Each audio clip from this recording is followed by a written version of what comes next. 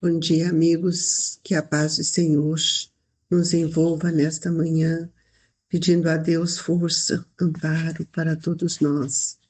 Que possamos desvencilhar desses pensamentos de orgulho, de vaidade, para sentirmos a grandeza do amor de Deus em nossa vida, estimulando-nos cada dia mais a elevar os nossos pensamentos a esta pleide de amigos para que eles possam nos fortalecer na fé, na coragem e sermos úteis a Jesus, nosso bom e amado Mestre. Dando continuidade ao capítulo 18º, nós vamos ler hoje o item 10. Muito se pedirá àquele que muito recebeu. O servo que souber da vontade de seu amo e que, entrando, não estiver pronto e não fizer o que dele queira o amo, será rudemente castigado. Mas aquele que não tenha sabido da sua vontade e fazer coisas dignas de castigo, menos punido será. Muito se pedirá àquele a quem muito se houver dado, e a maioria serão tomadas aqueles a quem mais coisas se haja confiado. São Lucas, capítulo 12, versículo 47 e 48. Que nesta manhã possamos, Senhor, compreender o chamamento da espiritualidade, a fim de que todos nós venhamos a sentir o valor do amor, o valor da fé, de tudo isso que nós temos sido convidados a vivenciar para servir a Deus, nosso Pai, nesse momento de transição em que tantas dores, Senhor, têm avassalado os corações de todos nós. Ó Mestre, dai-nos a luz da razão para que possamos compreender o valor imensurável de tudo isto que o Senhor tem nos trazido. Que a sua paz, seu infinito amor, esteja conosco hoje, agora e por todo e sempre, Senhor. Que assim seja. Queridos irmãos, é com muita alegria que nós vamos iniciar o Evangelho de hoje, procurando refletir nesse primeiro item do Evangelho, sobre aquilo que nós estamos vivenciando, pensando em relação ao compromisso que todos nós assumimos quando o Evangelho, por meio de Lucas, vem nos convidar a sermos um servo fiel. E para que a gente seja fiel, eu preciso, acima de tudo, compreender que na fidelidade eu também preciso ter responsabilidade.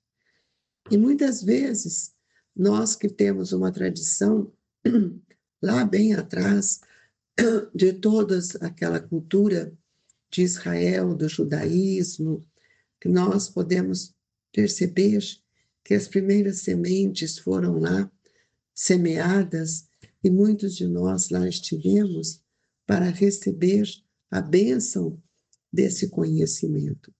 E agora nós estamos lendo um trecho do Evangelho que vem nos convidar que muito se pedirá a quem muito recebeu.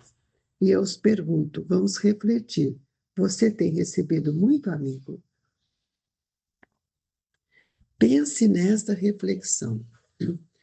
O que você tem recebido? Analise o seu tempo, o que você tem feito com este tempo. Analise tudo aquilo que o Senhor tem nos concedido. E automaticamente nós vamos nos recordar daquelas criaturas a quem devemos apreço.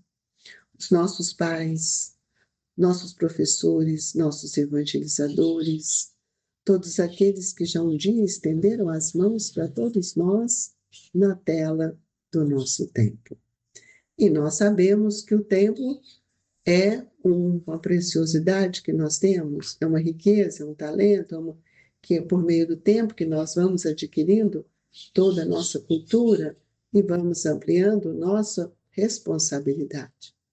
Nós precisamos também compreender que muitas vezes vemos aí vultos distintos das religiões, da história, e nós não absorvemos na profundidade o que eles vêm nos trazendo.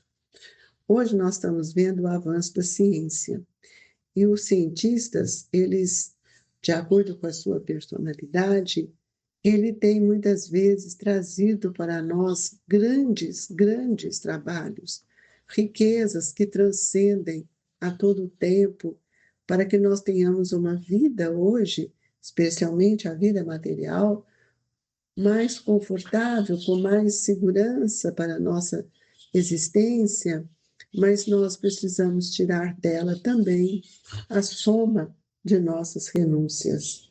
E que renúncia nós temos feito?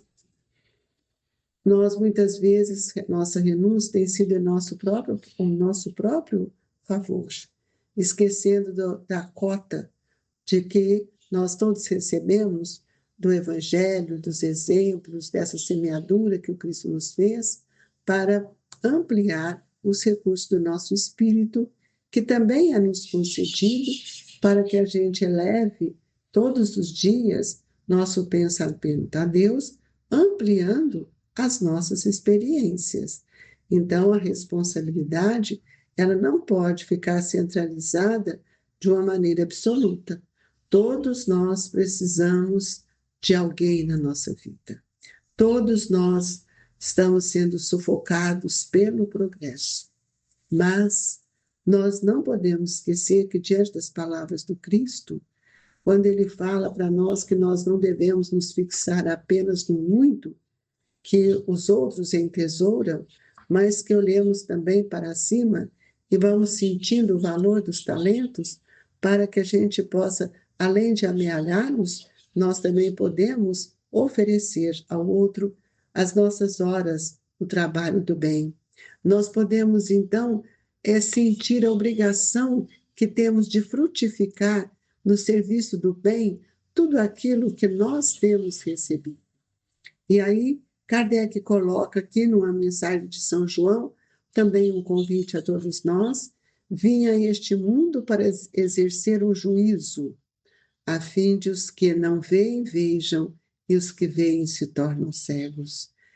Alguns fariseus que estavam com ele ouvindo essas palavras lhe perguntaram: também nós, então, somos cegos?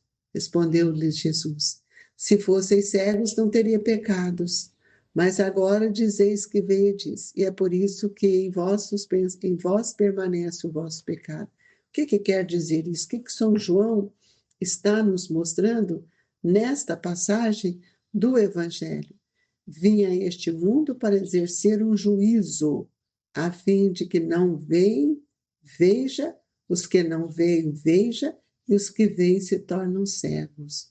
Ora, nós precisamos entender que este é o legado divino que Deus nos trouxe e que muitas vezes ainda não compreendemos este valor que está na nossa vida, e nós precisamos entender que não só esse valor, mas também nós precisamos entender que todo o valor é um convite para o nosso pensamento. E nós temos recebido muito de Jesus, não somos mais cegos. Cegos têm sido todos aqueles que, alimentados da vaidade e do egoísmo, não compreendem as palavras que o Cristo vem ensinar. E nessa passagem de São João, é muito sério quando os fariseus também, que achavam que eles eram sempre superiores, vaidosos, porque eles foram os primeiros a receber as sementes de Moisés, e mesmo a de Jesus. E aqui São João faz uma colocação que convida a todos a pensar, que ele diz: também nós então somos cegos? É a pergunta do fariseu. Mas Jesus deu uma resposta, que essa resposta de Jesus é tão atual que nós devíamos pensar bastante. Se fosseis cego, não terias pecado. Mas agora dizeis que vedes, E é por isso que em vós permanece o vosso pecado. Quando nós vivemos na ignorância, os nossos erros não têm o peso de quando nós temos o conhecimento. E aí nós vamos observar que Kardec nos diz que, principalmente ao ensino dos espíritos, é que essas máximas se aplicam. Não é para um homem, é para o meu espírito. Quem quer que conheça os preceitos do Cristo e não os pratique, é certamente culpado. Contudo, além de o evangelho de que os contém achar-se espalhados somente no seio das seitas cristãs, mesmo dentro destas quantos há que não leem, e entre os que leem, quantos que não compreendam.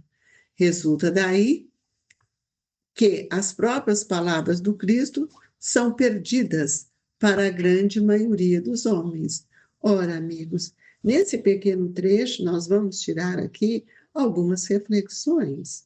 Nós somos um espírito em busca de experiências espirituais, então nós não temos mais o direito de fazer qualquer coisa, qualquer ato que seja contrário aos ensinamentos do Cristo, à verdade. Então, nós ainda vivemos em perturbações muito grandes e que bate a nossa casa mental de uma forma desordenada, trazendo aflições, medos, inseguranças. Precisamos pensar, meu irmão. Vamos parar para pensar o que nós temos recebido e nesta hora que Deus precisa de nós, que Jesus nos ensinou, preparando para enfrentar esse milênio, que era um milênio de transição, que nós temos que vencer as nossas próprias iniquidades, nós estamos refugiados na ansiedade, na insegurança, no medo. Ou então, o que nós temos feito com esse conhecimento? Se nós ainda vemos tantos companheiros internados nos labirintos da sua sombra, cada dia mais depressivos, mais indiferentes, fugindo da sinceridade, do culto do Evangelho na sua vida. Ora, nós precisamos entender que Jesus, com todo esse potencial de amor, ele vem para nos pacificar, para nos reajustar. Se somos nós o que mais recebemos do Evangelho, porque nós somos espíritos da terceira revelação, é porque nós temos muito para dar. E nós não podemos distorcer o raciocínio que o Cristo nos traz, como fizeram os fariseus. Cegos pela sua vaidade, não sentiram e não perceberam a grandeza do Cristo. Então, os ensinos dos Espíritos reproduzem essas máximas sob diferente forma, porque cada um precisamos de compreendê-las de uma maneira, de acordo com a nossa evolução, com o nosso esforço, com a nossa responsabilidade, mas também com as reflexões que estamos fazendo. Então, nós vamos ver que aquele, portanto, que não acredita que os espíritos se comunicam por todas as partes, para todos, o espírito fala em todos os lugares, então nós vamos ver que nós ficamos aí desculpando pelas nossas faltas. Mas isso é um sentido e um sinal de ignorância de nossa própria personalidade, nosso próprio espírito. Por isso, nós estamos sendo convidados todos os dias a pensar. E aí, a evangelização de espíritos tem nos convidado ainda que o pensamento seja sempre reflexivo, para que a gente não escorregue mais nos erros das experiências e das inquietações que já foram ocorridas por nós ou cometidas justamente pela falta de interesse e pela falta de vontade de servir Jesus. Nós temos subestimado muito as nossas forças e nós temos assumido compromissos com Jesus de grande valor, de contribuir com eles nesta hora, com ele nesta hora. Por isso que somos espíritas cristãos, amigos. É preciso que a gente recorde sempre daqueles estados de pacificação que um dia o Cristo nos trouxe e que nos deu uma certa segurança, tranquilidade, para que nós pudéssemos viver a estrada com o pensamento ligado a ele. Nós estamos no processo hoje que Deus tem nos convidado. Muitos são chamados. Qual de nós fomos os chamados? É tanto que Jesus chamou Pedro, ele que havia negado Jesus por iniquidades de medo de enfrentar, ele chamou, Cristo chamou ele para que ele fosse apacentar as suas ovelhas. E nós, hoje, também estamos sendo convidados a apacentar as ovelhas de Jesus, que somos todos nós, espíritos em aprendizado, que somos todos nós, espíritos que estamos a caminho.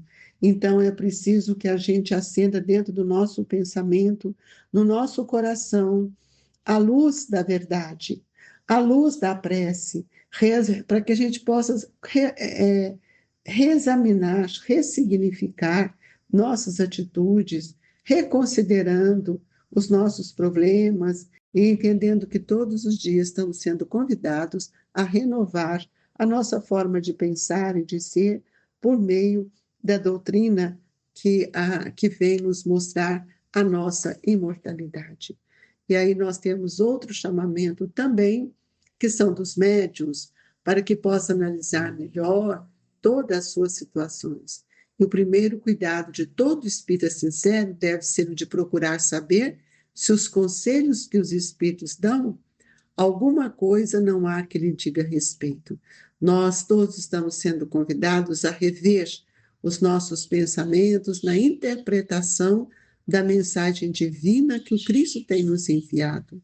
E o Espiritismo, ele vem multiplicar o número dos chamados pela fé, pela coragem e pela fé que faculta, que multiplicará também o número dos escolhidos. Não adianta dizer Senhor, Senhor, se nós não vivenciarmos aquilo que o Mestre veio nos ensinar. Assim, agradecemos a Jesus por esta manhã iluminada em nossa vida, pedindo aos Espíritos amigos que nos envolvam nesse momento do passe, para que sejamos fortalecidos e agraciados pelo amor do nosso Mestre Jesus. Senhor, que cada um dos nossos irmãos que compartilham conosco deste momento se fortaleça na sua prece e receba o ósculo do amor e da ternura que esses Espíritos generosos têm a nos ofertar. Fluidifica as nossas águas para que elas se transformem em medicamentos, Senhor. Possamos usar desta água como lenitivo restaurador de nossas forças. E assim, Jesus, com o coração cheio de alegria, é que nós agradecemos, deixando no coração de todos as vibrações do Grupo Espírita Esperança e Caridade Colégio Allan Kardec. Sinta-se fortalecido e amado, queridos amigos e irmãos de caminhada.